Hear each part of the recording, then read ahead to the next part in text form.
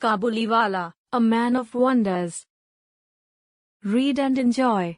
Let us read the story of Kabuliwala, who has beautifully portrayed the friendship of an Afghan and Minnie. Kabuliwala is one of the finest stories of Rabindranath Tagore.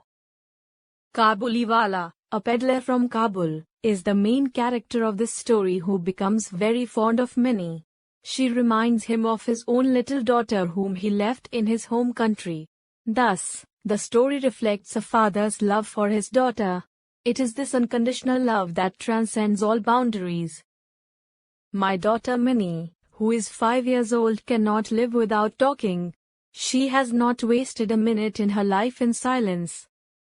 Her mother gets vexed at this, and would stop her from prattle, but I would not. I can never bear to see her quiet, it seems unnatural. And so my own talk with her is always lively.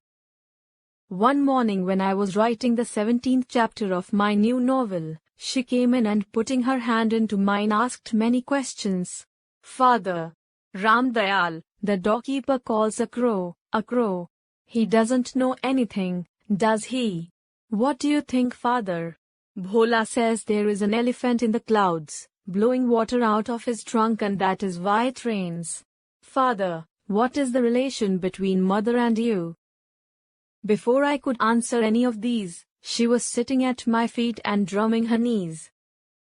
I was in the middle of the 17th chapter when she suddenly ran to the window and shouted, "A Kabuliwala! A Kabuliwala!" She started to call him loudly. He was in the street wearing loose soiled clothing of his people and a tall turban with a big bag on his back and boxes of grapes in his hand. I thought that if he would come in and I would not be able to finish the 17th chapter. He looked up and saw Minnie. She ran away to her mother's protection and disappeared.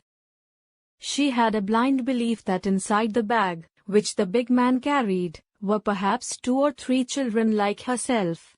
The peddler entered my doorway and smiled. I bought a few things and we talked about Abdur Rahman, the Russians, the English, and the frontier policy. Before leaving he asked, "And where is the little girl, sir?" I wanted Minnie to get rid of her false fear, and had her brought out. She stood close to my chair and looked at the Kabuliwala and his bag. She refused to take the nuts and raisins he offered. This was their first meeting. One morning, a few days later, I was shocked to see Minnie seated on a bench near the door, laughing and talking, with the great Kabuliwala sitting at her feet. The corner of her little sari was stuffed with almonds and raisins. She had never found a patient listener like him, says her father. I gave him an 8 anna coin and said, "Why did you give her those?"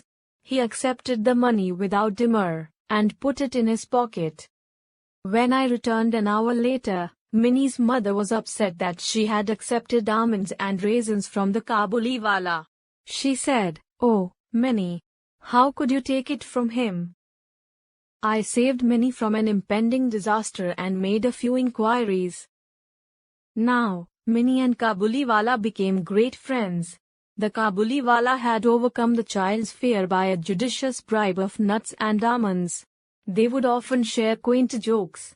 Whenever she asked what his big bag contained, he would reply in a nasal accent, "An elephant."